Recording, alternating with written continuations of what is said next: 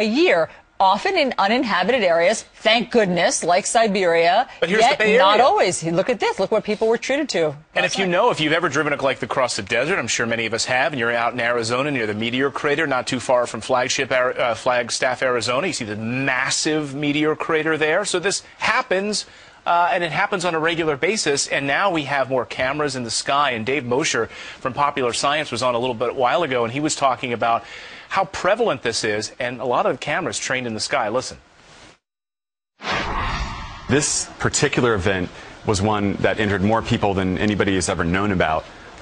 And people being a key word, there have been very large asteroids that have wiped out species millions of years ago. The warning signs are actually going to be amateur astronomers right now. I mean, those people have the most eyes on the sky.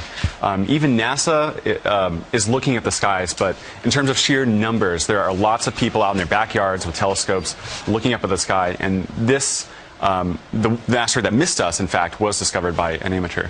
So amateurs are going to save us, guys. Amateur astronomers are going to save us. That's what I love about this story. They're not going to save us. That's why this story is so instructive. It's a reminder that, no, actually, we're not in control of our own lives. That's true. That's a good point. That most of us, in the end, are going to die, and some of us perhaps will be killed by meteors. And so it's another reminder. Enjoy every day.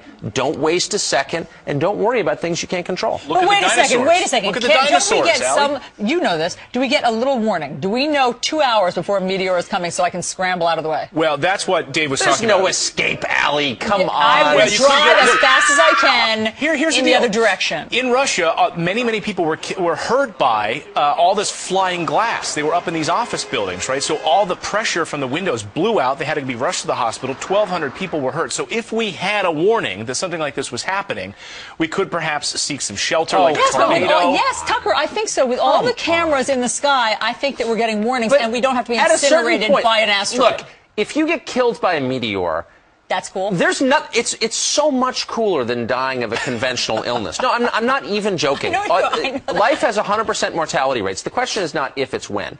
And so, getting killed by a meteor, would you rather your grandchildren said, yeah, died of some horrible disease, or killed by a meteor one day? I like what you're thinking, but I'm getting a little nervous sitting next to you. Right. Because I think you might be inviting He was also talking about jumping out of airplanes to the sofa. Listen, let's bring in Rick Reichmuth, who knows something about So you think you're going to know, well, I don't know that much about those, to be honest with you, but you think you're going to be able to tell where it's coming and exactly where it's going to hit? Well, yes, because there are cameras in the sky. Let me finish my thought on this, which is, and Dave Mosher, who was on the show, pointed this out. He said, we need to have like a near-Earth observatory, something that you have actually private industry looking into for mining asteroids. You have a former Apollo astronaut, Rusty, and I forget his last name at the moment. Good enough. Good enough. We got his first name, Rusty.